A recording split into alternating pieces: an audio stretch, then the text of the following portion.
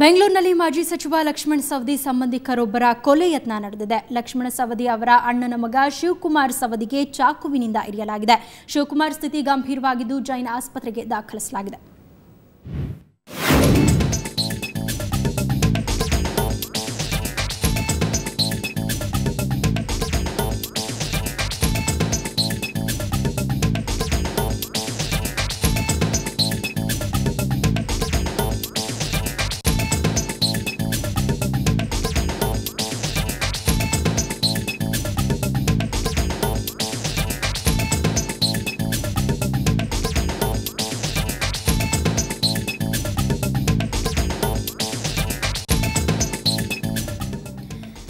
ಈ ಬಗ್ಗೆ ಮತ್ತಷ್ಟು ಮಾಹಿತಿಯನ್ನು ಪಡೆಯೋಣ. ನಮ್ಮ ಪ್ರತಿನಿಧಿ ಅಜಿತ್ ಈಗ ನಮ್ಮ ಜೊತೆ ದೂರವಾಣಿ ಸಂಪರ್ಕದಲ್ಲಿದ್ದಾರೆ. ಅಜಿತ್, ಈಗ ಶಿವಕುಮಾರ್ ಸವದಿ ಅವರ ಆರೋಗ್ಯ ಹೇಗಿದೆ? ಅಲ್ಲದೆ ಯಾರು ಈ ಒಂದು ಕೊಲೆ ಯತ್ನ ಮಾಡಿದ್ದಾರೆ?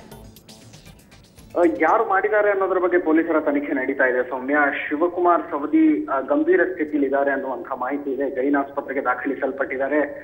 ಬೆಂಗಳೂರಿನ ಕನ್ನಿಂಗ್ಹ್ಯಾಮ್ ರಸ್ತೆಯಲ್ಲಿರುವಂತಹ ಜೈನ್ ಆಸ್ಪತ್ರೆ ಮತ್ತು ಈಗ ಅವರನ್ನು ಆಪರೇಷನ್ ಥಿಯೇಟರ್ಗೆ ಕರೆದುಕೊಂಡು ಹೋಗಲಾಗಿದೆ ಅನ್ನುವಂತಹ ಮಾಹಿತಿ ಇದೆ. ಮಾಜಿ ಸಚಿವ ಲಕ್ಷ್ಮಣ ಸವದಿ ಕೂಡ ಈಗ ಆಸ್ಪತ್ರೆಯಲ್ಲೇ ಇದ್ದಾರೆ ಅನ್ನುವಂತಹ ಮಾಹಿತಿ ನಮಗೆ ತಿಳಿದು ಬಂದಿದೆ. ಸೌಮ್ಯ, ಓಕೆ ಅಜಿತ್, ಬೆಳ್ಳಂಬೆಳಗ್ಗೆ ಈ ರೀತಿ ಒಂದು ಘಟನೆ ನಡೆದಿರುವಂತಹ ಸುಮಾರು ಎಷ್ಟೊತ್ತಿಗೆ ನಡೀತು? ಆ ಪ್ರತ್ಯಕ್ಷದರ್ಶಿಗಳು ಯಾರಾದರೂ ಆ ಒಂದು ಘಟನೆ ಬಗ್ಗೆ ಏನಾದರೂ ಮಾಹಿತಿ ಕೊಟ್ರಾ ಹೇಗೆ? ಸೌಮ್ಯ, ಇದು ಇವತ್ತು ನಡೆದಿರುವಂತಹ ಘಟನೆ ಅಲ್ಲ, ನಿನ್ನೆ ನಡೆದಿರುವಂತಹ ಘಟನೆ. ನಿನ್ನೆ ಸಂಜೆ ಹೊತ್ತಿನಲ್ಲಿ ನಡೆದಿರುವಂತಹ ಘಟನೆ. ಶಿವಕುಮಾರ್ಗೆ ಲಕ್ಷ್ಮಿ ಅನ್ನುವಂತಹ ಒಬ್ಬ ಯುವತಿಯ ಜೊತೆ ಎಂಗೇಜ್ಮೆಂಟ್ ಆಗಿತ್ತು. ನಿನ್ನೆ ಆ ಯುವತಿಯ ಜೊತೆಗೆ ಇದ್ದು ನಂತರ ಯುವತಿ ಇರುವಂತಹ ಪಿಜಿಗೆ ಡ್ರಾಪ್ ಮಾಡಿ ತಮ್ಮ I-10 ಕಾರ್ನಲ್ಲಿ ವಾಪಸ್ ಬರ್ತಾ ಇದ್ದಂತಹ ಸಂದರ್ಭದಲ್ಲಿ ಇವರ ಮೇಲೆ ದಾಳಿ ನಡೀತು ಅನ್ನುವಂತಹ ಮಾಹಿತಿ ಇದೆ. ಚೂರಿಯಿಂದ ಇವರನ್ನ ಇರಿಯಲಾಗಿದೆ. ಬಂದ ತಕ್ಷಣ ICU-ನಲ್ಲಿ ಇಡಲಾಗಿತ್ತು, ಜೈನ್ ಆಸ್ಪತ್ರೆ ICU-ನಲ್ಲಿ. ಈಗ ಆಪರೇಷನ್ ಥಿಯೇಟರ್ಗೆ ಕರೆದುಕೊಂಡು ಹೋಗಿದ್ದಾರೆ. ಸೌಮ್ಯ, ಓಕೆ ಅಜಿತ್, ಹಳೆ ದ್ವೇಷದ ಹಿನ್ನೆಲೆಯಲ್ಲಿ ಒಂದು ಕೊಲೆ ಯತ್ನ ನಡೆದಿರಬಹುದು ಅನ್ನೋ ಒಂದು ಶಂಕೆ ಕೂಡ ಇದೆ. ಸೊ ಯಾರ ಜೊತೆ ದ್ವೇಷ ಇತ್ತು, ಇದ್ರ ಬಗ್ಗೆ ಏನಾದರೂ ಮಾಹಿತಿ ಇದೆಯಾ ಹೇಗೆ?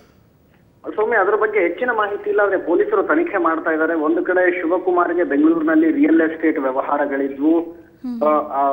ಆ ವ್ಯವಹಾರಗಳ ಕಾರಣದಿಂದಾಗಿ ಇದಾಗಿದೆಯಾ ಅಥವಾ ಇತ್ತೀಚೆಗೆ ನಡೆದಂತಹ ಅವರ ಎಂಗೇಜ್ಮೆಂಟ್ಗೂ ಈ ಕೊಲೆ ಯತ್ನಕ್ಕೂ ಸಂಬಂಧ ಇದೆಯಾ ಅನ್ನುವಂತಹ ಪ್ರಶ್ನೆಗಳು ಮೂಡ್ತಾ ಇದೆ. ಅದು ಅಲ್ಲದೆ 27ನೇ ತಾರೀಕು ಬುಧವಾರ ದಿವಸ, ಅಂದ್ರೆ ಫೆಬ್ರವರಿ 27ನೇ ತಾರೀಕಿನ ದಿನ ಮನೆಯ ಹತ್ರ, ಇವರು ಅಥಣಿಯಲ್ಲಿರುವಂತಹ ಮನೆಯ ಹತ್ರ ಬೆಳಿಗ್ಗೆ ವಾಕಿಂಗ್ ಹೋಗುವಂತಹ ಸಮಯದಲ್ಲಿ ಬೈಕ್ ಮೇಲೆ ಬಂದಿದ್ದಂತಹ ದುಷ್ಕರ್ಮಿಗಳು ಇವರ ಕೊಲೆ ಯತ್ನವನ್ನ ಮಾಡಿದ್ರು ಅನ್ನುವಂತಹ ಮಾಹಿತಿಗಳು ಕೂಡ ಸದ್ಯಕ್ಕೆ ನಮಗೆ ಸಿಗ್ತಾ ಇದೆ. ಆದ್ರೆ ಮನೆ ಎದುರಾಗಿದ್ರಿಂದಾಗಿ, ಹೆಚ್ಚಿನ ಜನ ಇದ್ದಿದ್ರಿಂದಾಗಿ ಅವರಿಗೆ ಅದು ಸಾಧ್ಯ ಆಗಲಿಲ್ಲ ಮತ್ತು ಅದಕ್ಕೆ ಸಂಬಂಧಪಟ್ಟಂತೆ ಪೊಲೀಸರ ಬಳಿ ಇವರು ದೂರು ಕೊಟ್ಟಿಲ್ಲ.